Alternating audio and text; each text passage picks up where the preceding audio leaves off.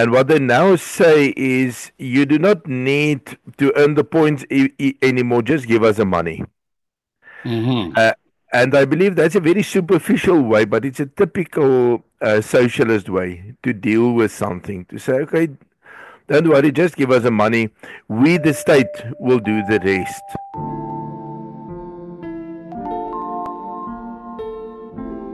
It sounds like legalized extortion. The South African government is working on yet another way of taking money from one segment of its population and to transfer it into the hands of another segment of the population.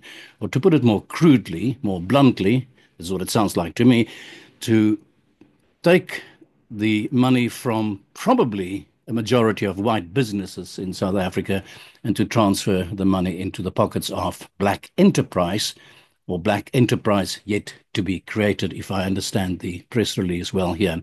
I based this on a media release that I just received from the Freedom Front Plus. I received this from Dr. Wynand Boshoff.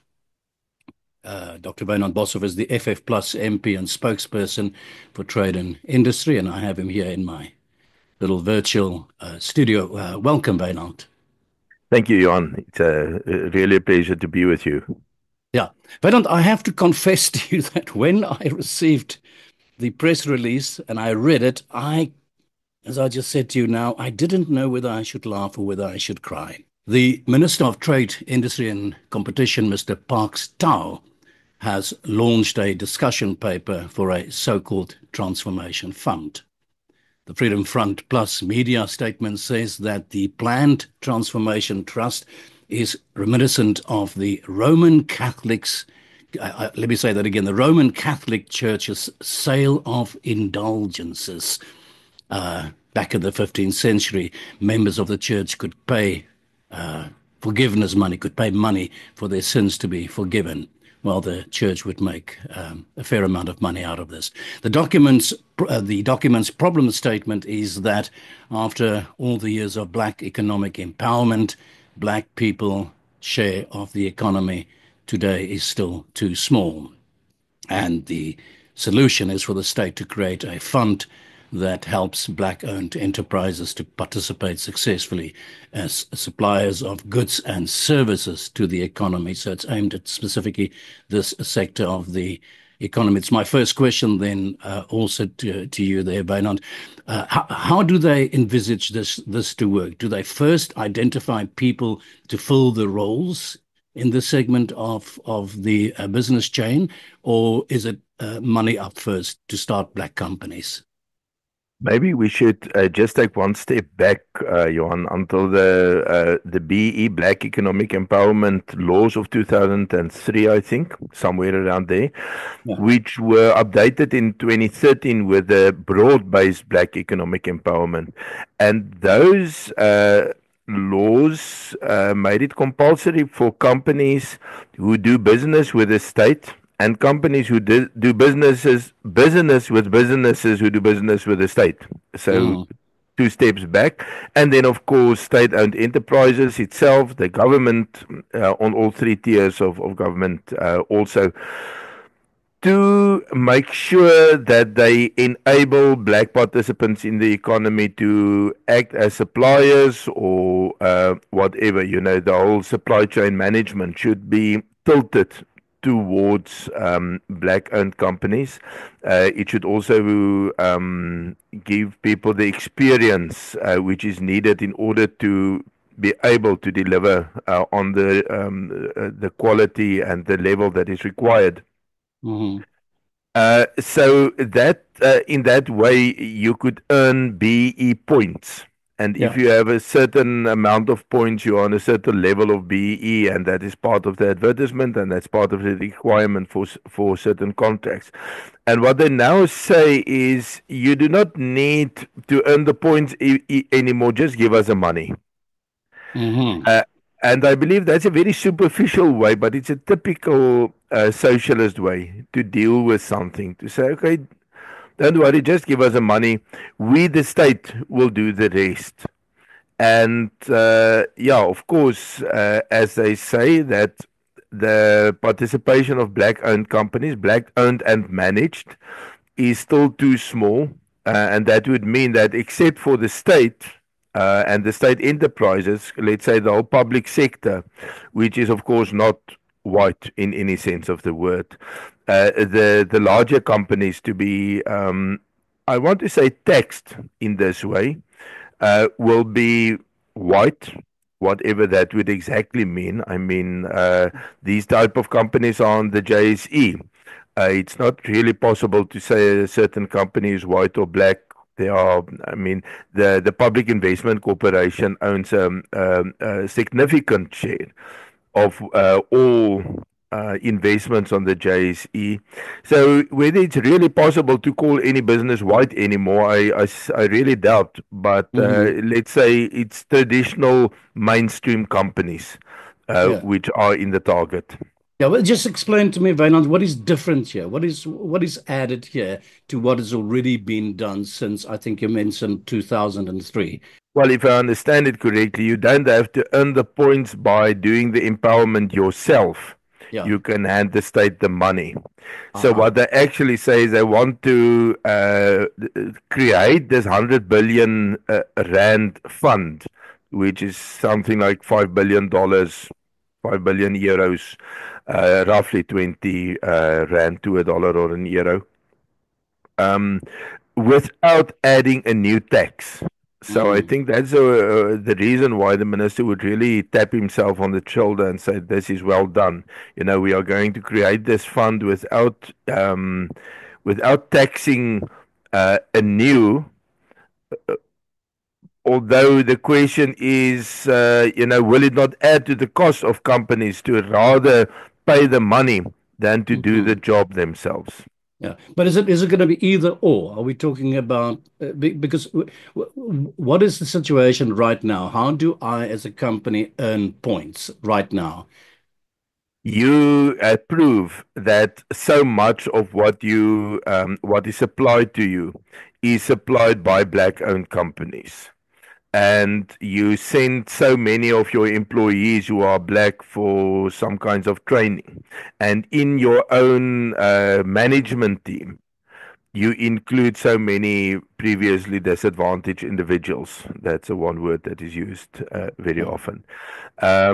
And with each of those, I must say it's something that practitioners within that sector knows exactly what action gives you how many points. Yeah, But yeah, that's a basic idea that you use your own supply chain management, your own internal structure to yeah, pull yeah. in historically disadvantaged individuals and to involve them and to empower them to stand on their own feet.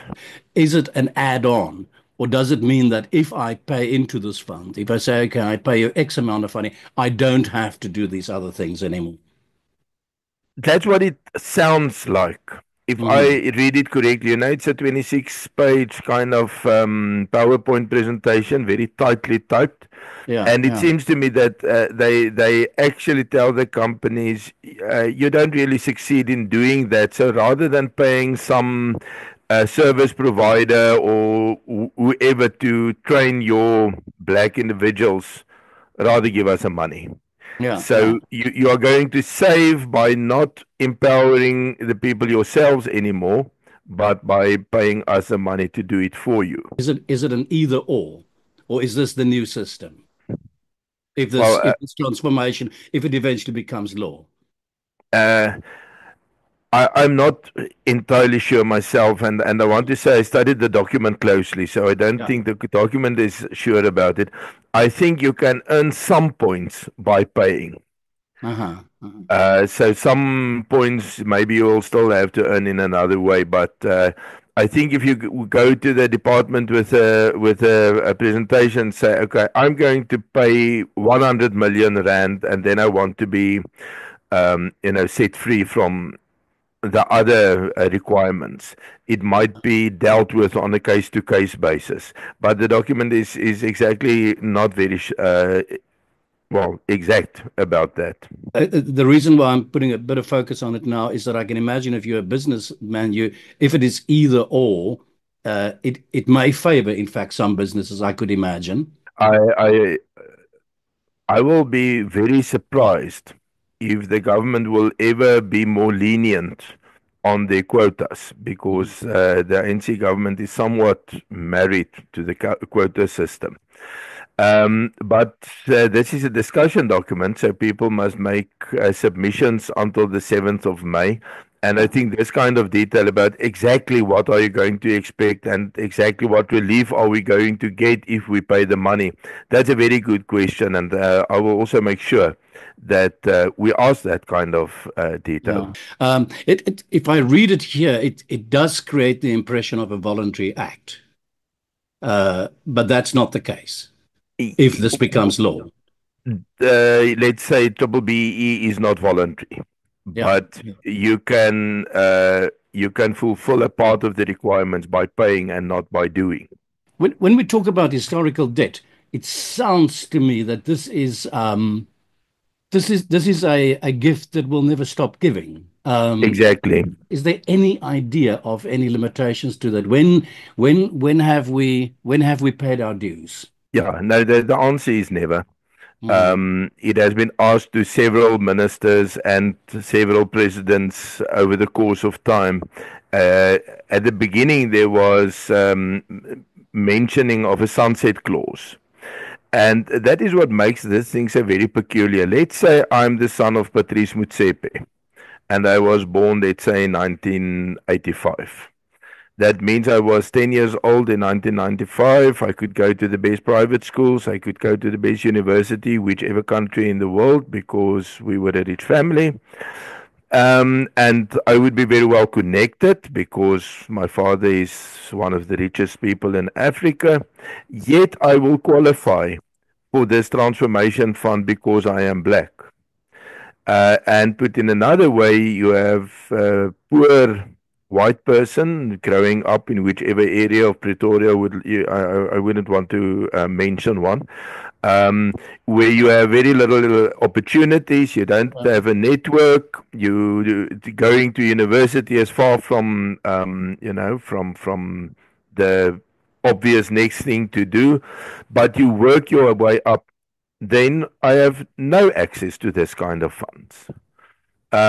So the ANC very much likes to say, the historical debt was built up over 400 years.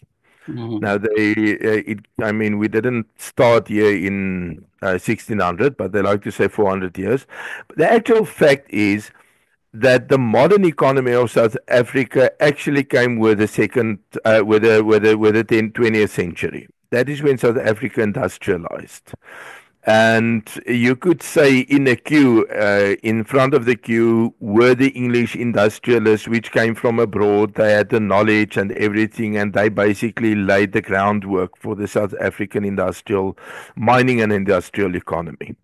And then there were Afrikaners who made the inroads from the 1940s upwards. Until that stage, they were very powerless menial laborers. Few Afrikaners really reached matric, even less went to university, but that built up slowly. And you could say in 30 years from 1948 to 1978, Afrikaners were quite empowered.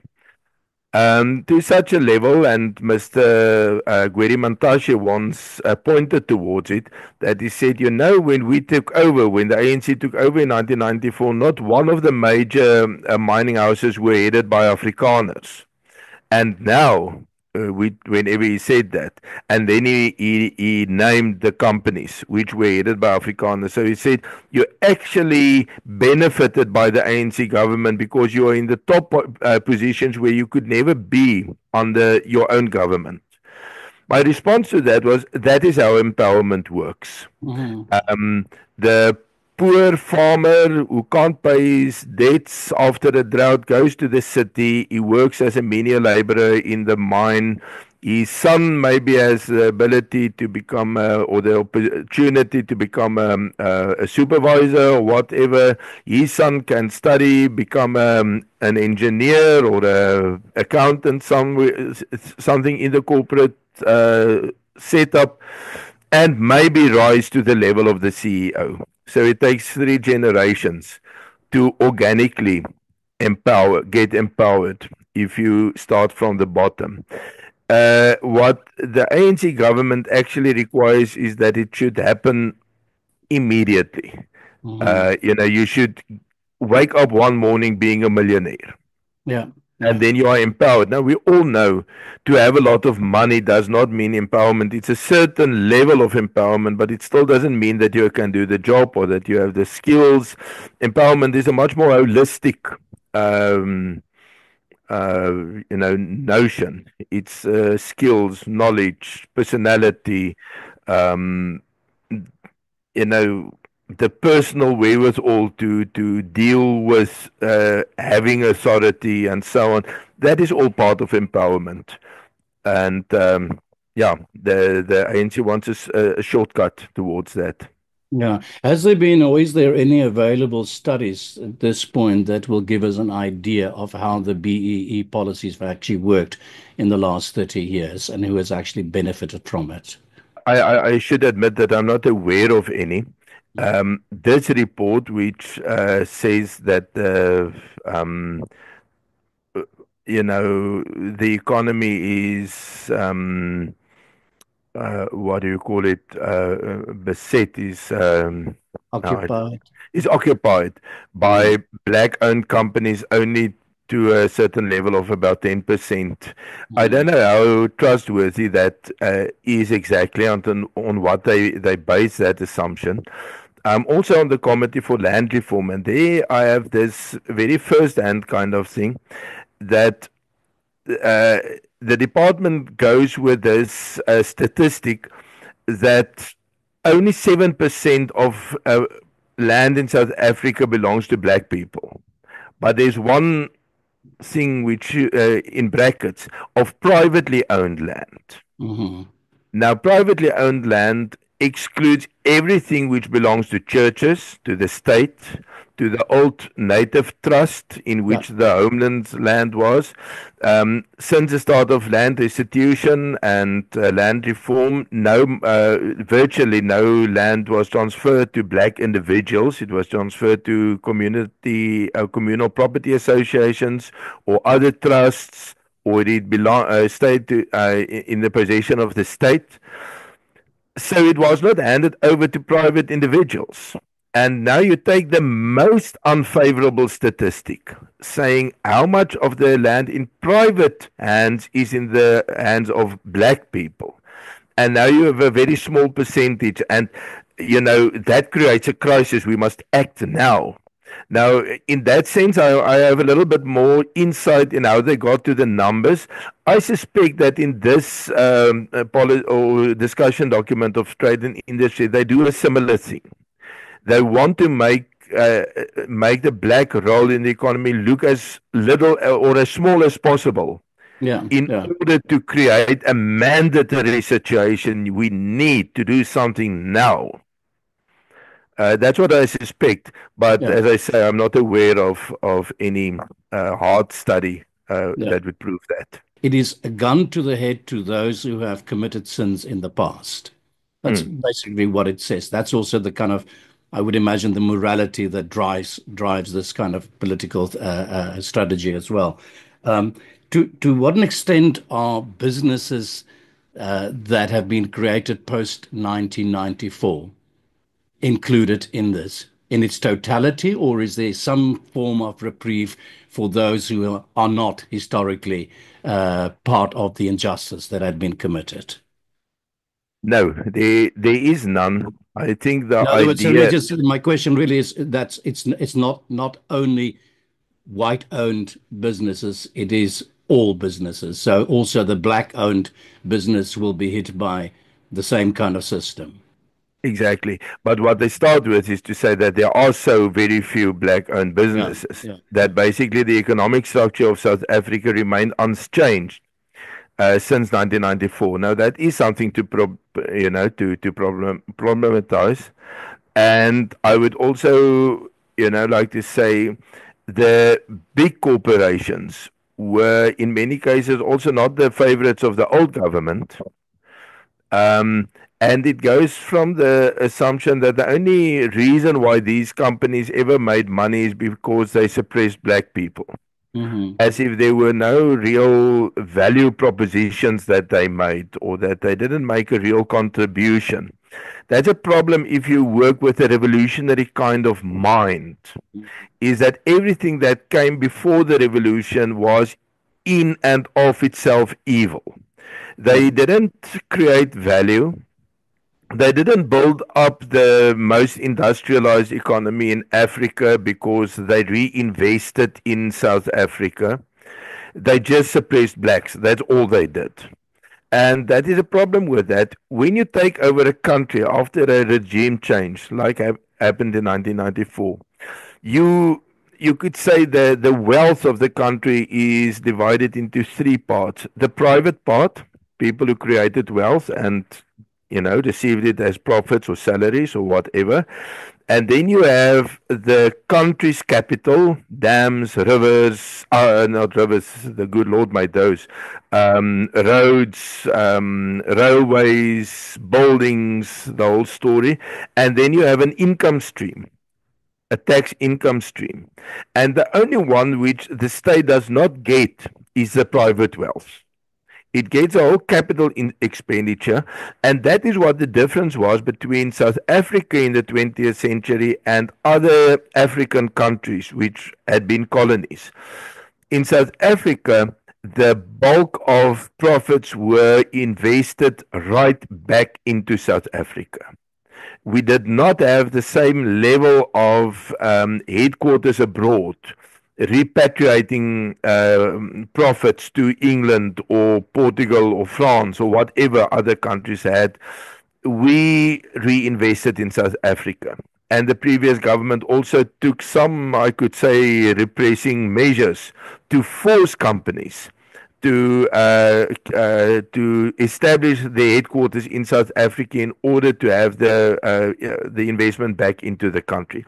And that is why South Africa is an industrial powerhouse. And yes, those companies made a lot of money. The Anglo Americans, the Absa, Standard Bank, First National, whatever you want to mention, Sanlam, they became really big companies. But it is because they were invested in South Africa, in themselves, not just their funds, in their essence. Um, but when we were in 1994, many people said you must become indispensable. What's Afrikaner's strategy for survival? Be indispensable, be successful. Now it's your success which is thrown back at you and being said, okay, so you are really guilty because just look Yeah. at how successful you are. You use the word successful, be successful. How does the government determine if they are to create this new fund, which new black business people would be successful? What is their system of determining the merit of who gets to get this money at the end of the day? Well, it's actually easy. It is majority black owned Yeah, but but and managed. but what I'm saying is, how does government determine when they take money from one pocket and they're handing it to another pocket? How do they assess the merit of the person or the black businessman that gets the advantage of these funds? How do they assess that? Well, apparently they only assess it by looking at the skin color. Mhm. That's why they say majority black owned and black managed.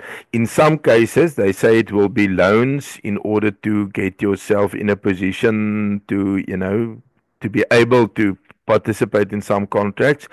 In some instances where it's still startup kind of companies, it will be grants. And then in some instances, it will be in aiding companies with, or entrepreneurs, I would rather say, with financial management, with planning, with those kind of, stuff that you can't buy from the shelf, and which you may not have the capacity. So to aid you in building up your own capacity. Are there any other examples historically in the world where countries have done what the ANC government is doing here, take money from one segment of the population and hand it over to another segment of the population based on some kind of a morality or correcting the injustice of the past. Have we ever done studies, or are there studies, or are we aware of other countries where this has been successfully done? Uh, I want to be a little bit naughty and say there is such an example earlier in the South African history. The whole Industrial Development Corporation was at a certain stage devoted to building the homeland economies. Mhm. So it was originally established just to aid industrial development Yeah, wherever. And then it was exclusively put aside for the black economy.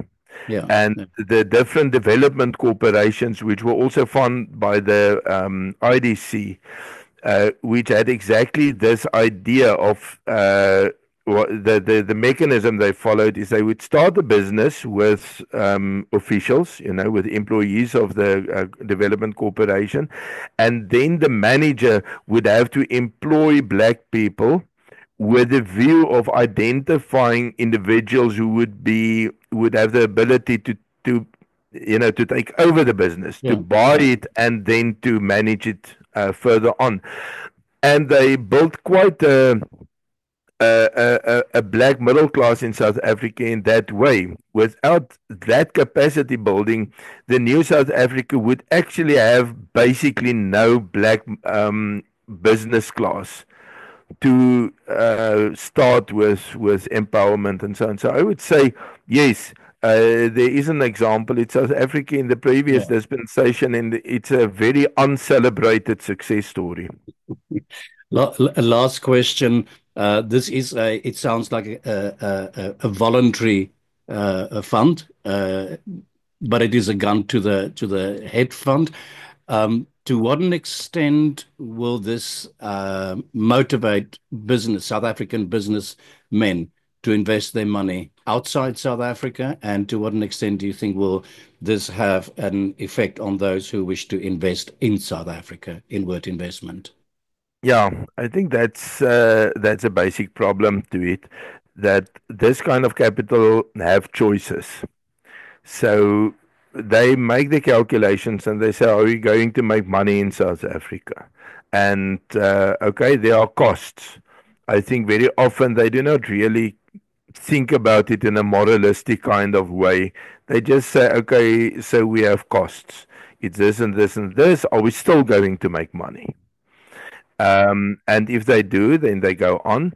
But the process of companies making their primary listing not in South Africa but in New York or Amsterdam or London or wherever, I think that is testimony to the fact that they say, okay, we are going to work there if we can make money, but we are going to take the money out because we are not going, and I'm not sure whether it's going to remain ours if we leave it there, or are they going to devise new taxes all along so that when it's not feasible for us anymore to remain in the country, it's easy to close off.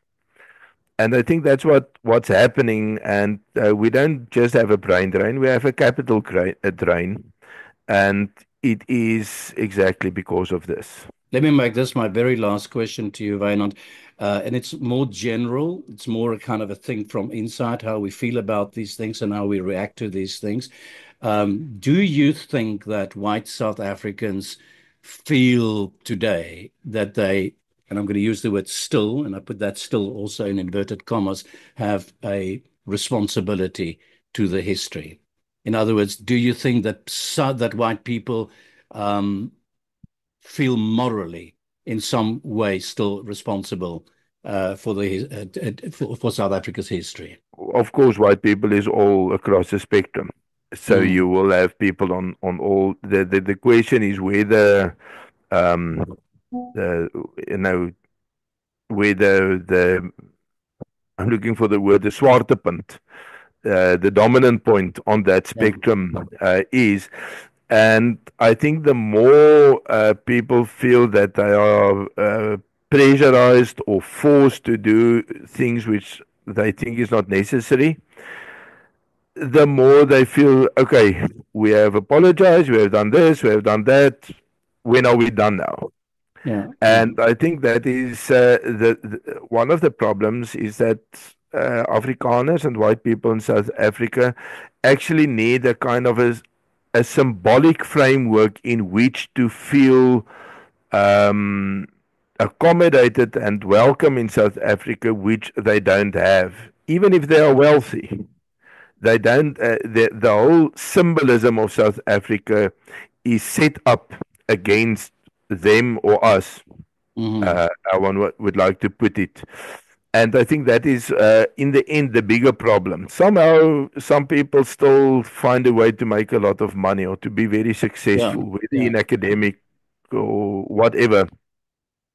But it's this symbol set or system of symbols which is put up against white people, and I think the kind of sentiment. Uh, how can I pay back? How can I help? I think it's dwindling and it's Yeah. nearly Yeah. at an Yeah. end. Yeah. Because it does feel like a sort of an abuse of a moral argument. And my question is that not wearing thin, at least from the perspective of white people in South Africa? I believe so. Uh, my personal experience in Parliament is that the black parties emphasize it ever more, Hmm. and make a point of it that we know it's never going to end. Um, and I think what it will force us to do is to investigate our history a little bit better. For quite a while, black people just said, "Okay, we're sorry, it was horrible. Let's try to make it better now." But maybe it's time to go back to our history and to say, "Okay, let's look at the good and the bad of it." And let's get a balanced point of view of what happened in the previous dispensation, especially if you compare it with other countries in Africa or even other countries in the colonial world. And with that, I mean Australia and the USA and Canada and so on. And let's get a new balanced perspective on our own history, because many white people just thought to apologize, then it's done. And now, black people's response very often, I would say black parties' response, I don't want to speak on behalf of all black people or as if I've spoken to all black people, but the parties like ANC, MK, EFF very often say, okay, you say you're sorry, but you still have the stolen goods. Hmm. Hmm. And that would lead to a very aggressive reaction. Say, I've not stolen anything. Yeah. So, Yeah. yeah, but the ability to have earned what you earned, that ability was stolen in the first place. Um, and then one would say, okay, but I stole nothing, so I don't feel the urge to give anything back, which I haven't stolen. And that's when the discussion polarizes. And that's where we are now. Yeah, I know you're a busy man. I'm going to ask you one last question, I promise you, and then we're going to leave this discussion. The view from abroad seems like South Africa has reached some kind of a crossroad. It Mm. seems to me from here in Europe that the excitement around the creation of the so-called multicultural, multiracial democracy seems to have faded in South Africa. That's perhaps my question. I remember back in the 90s, people were saying that the multiculti ideal, the rainbow nation, was the dream for the future. Do you think that that dream has been shattered in the meantime, given the situation in South Africa as we have it today? Yeah, I would put it in a certain perspective. The most white people I meet think of the settlement of 1994 as a final settlement, and history should be frozen at that stage. So they revert back to the constitution and to the settlement. So the most black people I meet in the political sphere would say 1994 was a good starting point. Hmm. And from that starting point, we could go further. So they refer to the balance of powers, and at that stage, that is what they could get to. But that's not the end, that's just the beginning. And I think black people thought, wow, the whites must be really, they must have a lot of gratitude that we didn't go for them when we took over power. So in recognition of, yes, in the recognition of this really generous, feeling of Ubuntu, that we didn't chop off their head, take all their land, take all their cattle, take all their mines and everything, they should start giving to us out of out of gratitude. While the most, I mean, I'm simplifying what people say. I don't say anybody said exactly this. Mm-hmm. And most white people's attitude is more or less, we gave you the country in a good state. Mm-hmm. And in what state is it now? Now you blame us for it. And you actually should have some gratitude that we didn't go into a full-scale civil war and first, destroy everything before you could take it. We voluntarily, when we still had the power to hold on to it, we gave it over. So where's the gratitude, and why don't you accept us as being part of the solution? And these two point of views are more, most of the time, a little bit under the surface.